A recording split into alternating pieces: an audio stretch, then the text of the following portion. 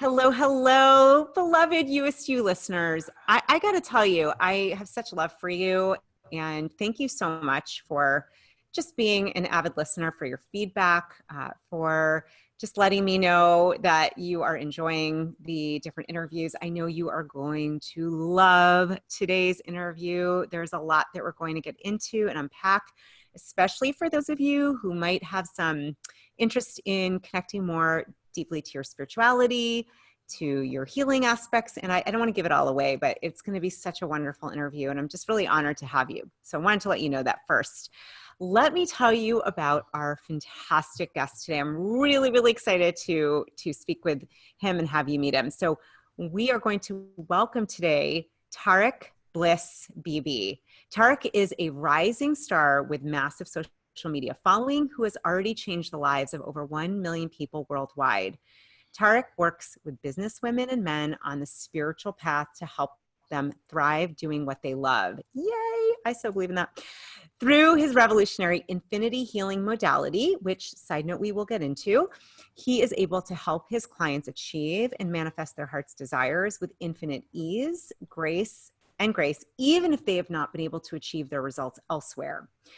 Tarek Bibi, otherwise known as Mr. Miraculous, is a facilitator of inner transformation, helping people on the spiritual path around the world transcend all of their emotional and psychological blocks at their core level. In an instant, Tarek is able to help people release years of pain and problems to live life miraculously. Tarek is a sensitive, gifted poet, musician, artist, with a commitment to helping young people all around the world become their best selves and learn to use their gifts and thrive in this new age of consciousness. He has been labeled as an empath, part of why we are here, indigo, a starseed, an earth angel, and a lightworker. He earns the name Mr. Miraculous because of the instant breakthroughs he has assisted his clients in achieving. Where nothing else has worked, infinity healing has made it possible in an instant. I am so excited to have you here, Tareq. This is such a gift, and I feel like I just want to dive to the deep end of the pool like right now. Likewise, Julie. Thank you so much for having me on your beautiful podcast. I love the space you've created here, and love your energy, and I see you, and I appreciate you, and as a fellow fire soul brother, yeah, let's get right into it. I'm here to be of service. I know we should just say, watch out, everyone. These are two fiery fire signs with lots of fire that I know. We're like, woo, this is good. Explosion in a good way. Yeah, definitely. So, before we get into, I really want to go into this infinity healing. I want to get into, I know you do a lot around dissolving money blocks and around abundance, but I think it's important for my beautiful listeners to get to know you and your story a little bit. And that, that there was a tough, dark period for you that you had to maneuver through. I would love whatever aspect you'd like to share so people can get a better, full perspective of you. 100%. Thanks for the question. So yeah, I grew up feeling very sensitive, very empathic. Definitely felt like I wasn't from here. I would pray to God quite often, asking questions like, what's going on with this planet? Why does it feel very different to maybe what I was used to? Maybe there was some soul memory of a different vibration before coming here. And it felt very dense to me. I would refer to it as a hellish experience. I was born in Jordan, so in this lifetime, fully Middle Eastern, born in Jordan, dad's Lebanese, mom's Syrian. So then we moved to Dubai when I was 4, which also felt like another uprooting. I don't know if people can relate to that, but like an uprooting experience is like if you had a plant that grew for 4 years and then you uprooted it somewhere else, it's not going to really find that root chakra deeply rooted. So growing up in Dubai even felt more foreign, and I felt more of an alien. And even how people would approach me, that even people in my own culture would approach me like, okay, that's Tareq, is a little different. And they would talk to me in English, even though it's an Arabic speaking country. For some reason, I just watched everything I watched was in English. My parents would speak to me in English. So my dad would joke all the time and say my dad's this American guy called John. And I was like, and I would believe him. I was like, okay, I do feel very different than you, so that kind of makes sense. This John person might be a bit more spiritual or more different. But yeah, just the traumas were like praying to God to end the suffering and the fear and the trauma. I would be terrified like almost every day, living in fear. Anything can happen. People could snap. People would bully me, put me down, make fun of me. Yeah, I experienced a lot of abuse, a lot of trauma, a lot of feeling lesser than. All the feedback I was getting is like, Tareq, you're stupid, you're an idiot, you're a failure, you know, something's wrong with you, and just being treated really like a piece of crap. And it didn't stop, and I didn't feel that the support that I needed was there. You know how sometimes people are like, my grandma was the light, you know, was my angel, or, you know, I didn't feel anyone that I can go to except for God. So I always went in, and I went to God, to the universe, the source. I definitely felt the presence of support energetically. But then, yeah, fast forward teen years, I'm into rap music now, I'm into rock and roll, I'm shaving my head, I'm getting into fights. I went from the shy, quiet kid who no one knew to like being the loud and like rebel and the bad boy who was getting kicked out of every class and challenging the teachers and getting into fights. And then drugs came into the picture when we moved to Canada, and I'm in Toronto, and wild child, drugs, alcohol, fights, arrests, like all sorts of craziness. And it reached the point where it became very toxic. I was actually going on a downward spiral. Like my friends would say, Tareq, last night was one of the best nights ever. And I'm like, I don't even know what happened. I have no recollection. So at least it was a positive experience for them. And I was just punishing myself through all the alcohol I was taking. I would purge a lot, like I would throw up, and it was my own way of, how can I purge all this? A lot of stuff was just dumped on me. How can I release it? And I think alcohol was one way of me, like how nowadays people will go do an ayahuasca ceremony or some kind of spiritual cleansing ceremony. I think that's what I was trying to do without knowing it. But fast forward, I'm all my friends are passed out. The sun's coming out. I'm 25 at this point, and I'm smoking, and I felt like my heart was going to stop. And in that moment, I wasn't afraid of dying. I never was afraid of dying, but I felt like I would have wasted my whole life. I felt like if I died in that moment, that everything was wasted. And so I prayed for a second chance, and my heart went back to normal. I quit smoking, quit drinking, followed the spiritual path, created my, tried to get the healing, realized I wasn't getting what I needed, birthed an infinity healing process, which is what I was hoping I would have received when I needed help. And found I met my ex-wife at the time, and she believed in me and helped me start my practice. And, you know, before that I was getting fired from every job you can imagine because I had really low self-esteem. I didn't believe I was deserving of anything better.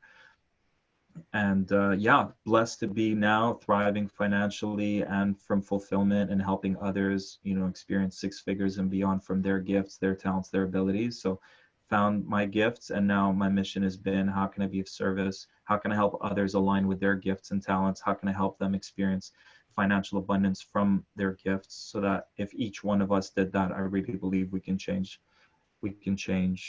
the world. Because if you just take one person sharing their gifts in a big way, then that's all that it takes. If you break down the formula, it's a simple, if I just do this and if you just do that, and if we all just did that, we would create heaven on earth. So powerful. Thank you, first of all, for sharing. I just got you know, it was clear there was a lot of probably bullying towards you, and then inner bullying. And so almost like the drugs, the alcohol, the purging, it was like your way, as you said, of trying to get whatever was in you that didn't want to really be in you. That's not the essence of who you are. And so that was a way to do that. And I can only imagine that moment of like, is this going to be the end? And just asking for that second chance. It sounds like that inner light, the pilot light, got like super turned on from that. Yeah, big time. Yeah, very much so, because then the whole, like, I dropped out of college and I left the tribe that I was kind of surrounding myself with, and I just lived in close to the beach and just started reading every book I can get about spirituality. And Mm, yeah, so to me, health is a form of self-love and self-care. And yeah. so I started a journey of, okay, I'm in this body and maybe I learned to hate it, but how can I now remember how to love it and how to nurture it and how to care for it? Beautiful. Beautiful. Talk about, would love to hear, I know you mentioned about the infinity healing and you'd wished that that had been, like, had that been available, that would have really helped you. How did you come to it? And tell us like what it is. Yeah, I remember, like, I got into $30,000 of debt, which at that time as a 25-year-old was a lot for me, and I was trying to find my purpose. So I invested in this multi-level marketing. I invested in all those speakers that would come from The Secret, like the law of attraction people, like every seminar, every book, every workshop, every healer, every coach. I was more than happy to give it my all, but I actually just kept going in circles. I wasn't actually moving forward.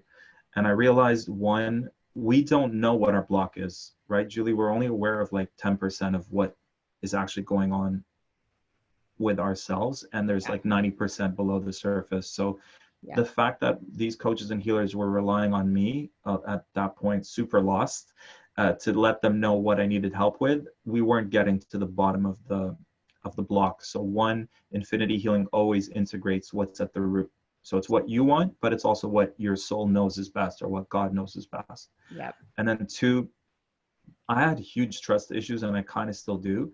Yeah. So to go to someone and be like, hey, I'm going to fully surrender and open up to you and trust you, wasn't really, subconsciously, I probably had 90% of a wall up Yeah. that was stopping the healing from coming in. So the second step is to reassure the inner child, the mind, the ego, all those parts of us that protect us, to reassure them energetically that it's safe now, and that, their higher self is in control, or God's taking control. It's got nothing to do with the healer. I'm just holding space.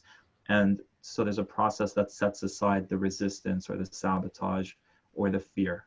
So now it feels safe, it's open.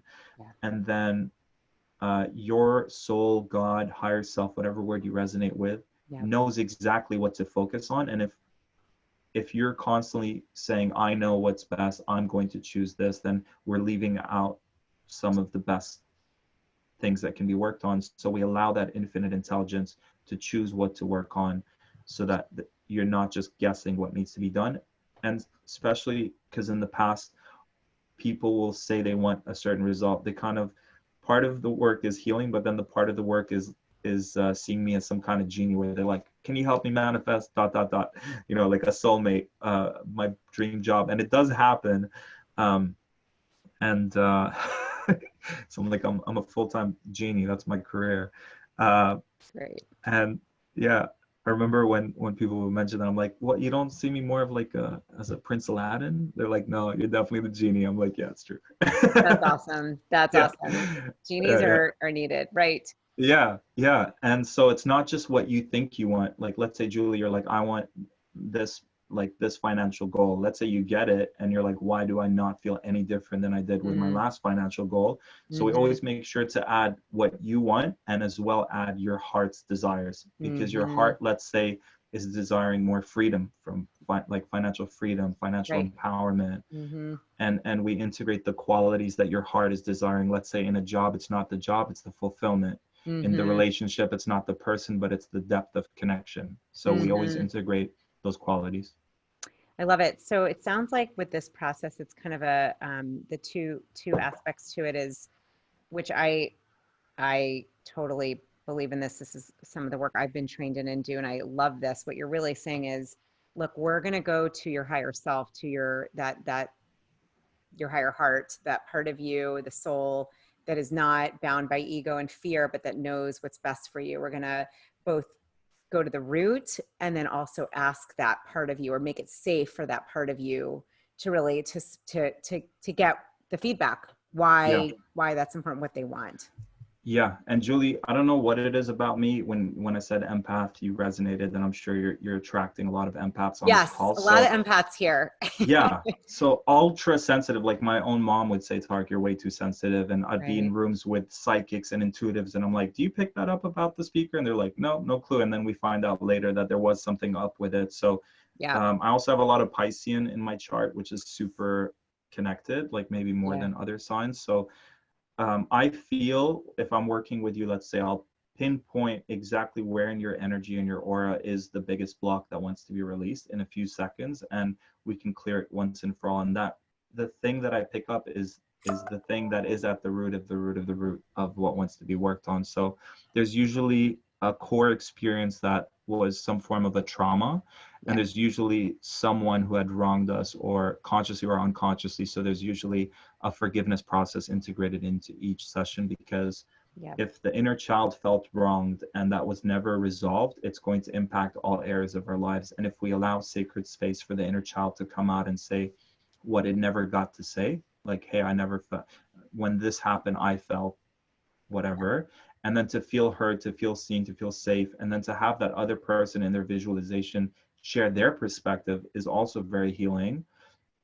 And then for them to own their power and to forgive that person and forgive themselves really are all the steps that I've been through. And forgiving those who have wronged me is probably the hardest thing I ever had to do in my life. And I'm pretty ballsy. Like I'm pretty not like I've done a lot, but Yeah. forgiving and confronting was huge. So I've been blessing it forward ever since. I love that. The blessing it forward. Yeah. I think I love what you're referring to. And it's such powerful work. I just, from what you're explaining, I mean, I know from my own experience, but what you're saying, I think that's where we start, like the root of the root. I love that you said that, because if you don't do that, it's going to just be like, I always think of the putting lipstick on a pig. I mean, you just keep adding and adding. I don't know why that came up, but you keep, it doesn't really change that it's still on a pig, although Yeah, pigs are cute and yeah. whatevs, but They're I, earthy. they're I don't like earthy. saying dirty. I call it earthy. Yeah. They're earthy. Yeah. Yeah. I don't think they really want to have lipstick on, but we get it. We get this bad metaphor. Yeah. Anywho, I love this work that you're doing. There are two things you mentioned I really want to look at with you. One, maybe we come back to this kind of coming into terms with, for those listening, I know I get notes a lot about being an empath, feeling more of an awakening going on, which makes sense to me just given where we are in our planet and time of, I think, deeper awareness and consciousness. And so maybe coming back to this idea of spiritual kind of awareness, awakening, what's happening. But before we do that, I'll make a note, because I would love to look at this whole area around money blocks and finance. I think I know you have a process. Like, I don't know anybody. There are very few people I know who are like, yeah, no, I'm good. I'm like, have an awesome relationship with money. I mean, I know a few, but it's Yeah. far and few between. So, okay, tell us what you have discovered and learned. Like, we're all ears. Yeah. So I grew up in Dubai, for those of you that don't know, it kind of has like a Las Vegas vibe where it's like super wealthy people who go out, do whatever they want, get away with whatever they want. And then there's like super, super poor, like almost like it seems like you don't see it, but it's behind the scenes, and it feels very like third world, Mm, not caring for the workers who actually build the whole city, um, the whole country. So I've seen both, and my default is to always side with the underdog. That's always been I'm driven by whoever's the underdog, whoever's getting hurt, I side with them, and I'm there to help empower them. And so immediately my mind, if I had to choose between the two, I was like, okay, rich people, bad people, they're abusive. Poor people are good people, they're happy and they're good-hearted and maybe more spiritual. So and it didn't help that all the media, like one of our friends, Fabian, showed us how in every TV show and every movie, yeah. um, that subliminally the poor people are happy and the rich people are conniving and evil and manipulative. So Yeah. grew up with a poverty mindset, but then when I started challenging it, I started reading books about prosperity, abundance, financial abundance, and I started just even yesterday I was watching. I highly recommend going on YouTube and typing in secret Secret Millionaire. And it's a beautiful TV show because for once you get to see millionaires who go live in poor neighborhoods. And then at the end of the show, they give away $1 million to organizations and charities that are actually making a difference. So to see wealthy people, like the more wealthy people I started meeting, the more I let go of my judgments, the more I started to see them as really good people. Like I even started believing entrepreneurs are the new light workers because they're giving back to charities, they're funding projects that matter, they're, you know, finding causes on the planet and making a difference. So I just went from my first YouTube video like 10 years ago was imagine money is a person and write that person a letter. So in my letter, I was like, I'm really sorry. I judged you. I thought you were a bad person. In fact, to be honest, I thought you were this cool celebrity person everyone wanted to hang out with, and I didn't feel worthy to hang out with you. So it's easier for me to judge you than it is for me to say, I'm not worthy to hang out with you. So I was like, I'm sorry for that. I'm seeing now you're a good person. I want to hang out with you. Let's hang out. Let's go to these fun events. And I would love for you to be more in my life. So there's a forgiveness, there was a letter. And then I also had to dig in deep and find out what are all the emotions that I have towards money. And I realized I stole money from my dad. Like I was a really bad kid. I stole books from my college. I stole food when I was broken. I forgot to mention I was broken on welfare. And when I prayed for the universe to show me how I can thrive financially, I was able to make 6 figures within a 10-month period from that strong prayer. It was more of a threat to the universe. I was like, I'm Oh my God. I'm warning you, if you don't help me financially, I'm going to stop doing this healing work, because I never chose it. It chose me. And I was like, okay, I accept this invitation to be of service in this way. And then I threatened it. I was like, I will stop doing this work if you keep making it hard for me. But owning my value, charging my worth, reprogramming, like even with money. Yeah. I used to, like, my dad would be like, hey, I'll be like, Dad, can I have $5 to go grab some food at McDonald's with friends?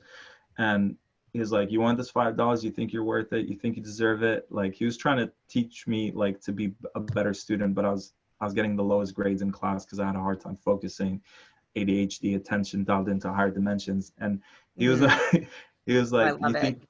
right? He's like, I was just elsewhere, and school didn't cater to someone who wanted to be a healer and to be a musician. So, and entrepreneurs, school really does not cater to entrepreneurs. So I had to then recondition myself with money. I had to think of money, and instead of thinking of unworthy, not deserving, getting bad grades in school, not being a good person, I had to like think of, you know, someone giving me a hug, or someone, you know, like in a relationship, a woman giving me a kiss, just like something that's exciting as opposed to this yucky, icky thing I connected.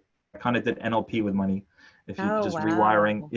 rewiring, and I highly recommend like holding paper money in your hand and rewiring what you think of it, and then how you can see yourself as a very wealthy person.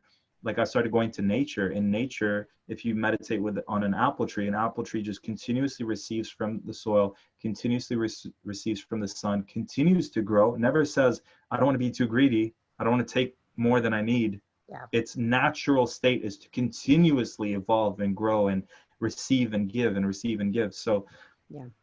really, even just the apple tree taught me our natural way is to never stop growing. You never reach a point where like, and even in places like the US and Canada, Australia, New Zealand, all these places like where you're pretty well off compared to the rest of the planet, sometimes I'll work with people and they'll say, I just want this, I just need this much. And I'm like, well, guess what? Like the rest of the planet doesn't have these opportunities that we have. So it is a little selfish for us to only think of ourselves. So I like to look at it. If you have gifts, talents, and abilities, there's a responsibility, not from a heavy place, but from a, like, are you stepping up to this?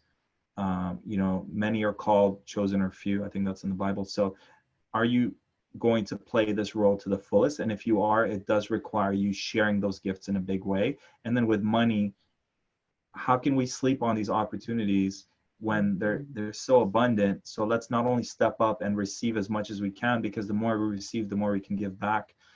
And it's not just about us, it's about the collective. And it doesn't mean like putting the whole world on your shoulders, but Right. the invitation is find one thing you care about and know your why, know what drives you, so that so that it's no longer my needs are met, and it becomes more, um, how can I give back to one thing at least that I care about, whether it's a cause, an organization, a group of people.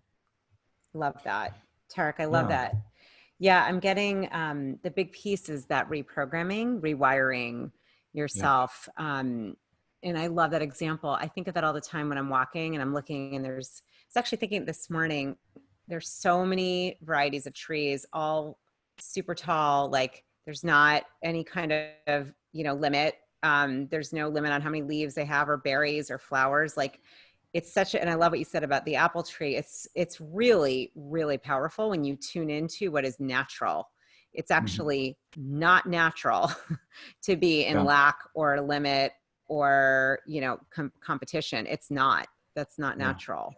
Yeah, and I felt so bad charging for my services, and I had to do a lot of work, because let's say you have spiritual gifts or whatever your Right. gifts are, and you're like, they came from God, how can I charge for them? So I had to remind myself that, I'm committed to this cause. I'm not drinking, I'm not smoking, I'm not doing drugs, I'm not going to clubs, I'm maintaining my vibration, my energy. That's a lot of time and energy Yep. focused, and the learning and the education and the practice. Like we put so much into our crafts, and then when it comes to charging for it, we're like, oh, I don't know, So Yeah. to own the value, to own the fact that you're holding space, you may not be doing the work, it may be being done through you, but you're holding space. That you're getting paid for holding space, being a great listener, being in your heart space. All of those qualities you can own as what you're bringing to the table. And then it went from, you know, asking the client to decide what my worth is, to really owning it. And it just Yeah. became this game. It became like a money game where it's like, all right, let's try 2,000, let's try 5,000, let's try 20,000. And really, there's no limit to the value that you bring to the table. And it just becomes this game of, where am I in alignment right now vibrationally? So start somewhere and then keep playing that game. When it starts to feel like you're ripping yourself off, it's time to increase the rates. When someone pays you for your Yep. services and you don't feel too excited about that, then it's time to like Yeah. recalibrate. It's a great way to say it. I want to, before we wrap, I do want to get to, you'd mentioned we talked about being an empath, and I know many, many people attracted to this podcast would consider themselves, uh, if you're one of them, this question's going to help you because I can hear there's a lot of empaths here, sensitive empath. And I think especially, I mean, our world has, and I think in some ways, thank goodness it's been shooken upside down. I mean, especially as it relates to being on the anti-racism wagon and Yeah. just changing that whole horrendous structure. But also with the pandemic, there's been a lot going on. And I think if you're sensitive, I've seen this, I'm guessing you've seen it. I know myself, like, how do you stay grounded? How do you take care of yourself and your energy? Because that can really wreak havoc. I know for me, Yeah. I'm very particular. So what works for you? What are some tips? Yeah, great question, Julie. A lot's happening on our planet, and I pray that we learned the lessons from this experience so that it doesn't happen again. Me too. We've trusted finances, they've betrayed us. We've trusted politics, it's betrayed us. We've trusted in all these systems. So it really is a huge invitation to, how can we become self-reliant? How can we get back to creating sustainability within ourselves, and learning those lessons and owning our power and using it. For all that's happening right now, it's even more intense, to the point that as soon as I slip, I feel that's it. I'm stuck in this like quicksand energy. So it becomes again another game. You can turn everything into a game, and so the game is how to keep your vibration high. And it doesn't mean being happy all the time, but it just means ultra monitor, like being ultra sensitive, ultra careful, discerning, and mastering self-care. So sometimes I do have to kick myself out of bed, because I know if I go for a walk, I'm going to feel better. I know if I go have a cold shower, I'm going to feel better. Maybe for some of you, who are not double fire signs, it might be a warm shower or a bath, or Right. Epsom salts, or like you were talking about your lemon water. Like every little thing you can do, like saging, smudging. I've got this like eucalyptus thing going on. So like but to summarize it, first of all, write your own list because it's unique to you. What brings you into a better state of being, shaking off the energy. I know dancing is very strong medicine for me. We were talking earlier, Julie, about just being present. What can we do that will bring us into the present moment, out of our heads and into our body? Is it cooking? Is it painting? Is it singing? But it's so much easier to do it when you're not in your home with all of the electromagnetic frequencies. How can we go to Mother Earth? The other day I was meditating on Mother Earth, and she was like, I was like, what can I do to help you? She's like, just come to me. Like, just come hang out. Yeah, she's like, come hang out. I'll hold space for you. I'll take all the stuff that you're struggling with. I'll just help you release it. And so just spending time in nature and Mother Earth, she's got her back. She's real. I remember praying one day, I'm like, give me a sign that you're real. And it started raining in a very mystical, magical way right after that prayer. So she's very real. She's alive. She's got her back. And yeah. So just give it all to her. Beautiful. That is beautiful. I've loved connecting today and talking to you. This has been like such a gift. I think the last thing I'll just ask, if I always like to say, if there's a heart flare, if there's something that feels like just a word of wisdom or something that maybe we didn't get to, or you just feel like I want to just share this. Yeah.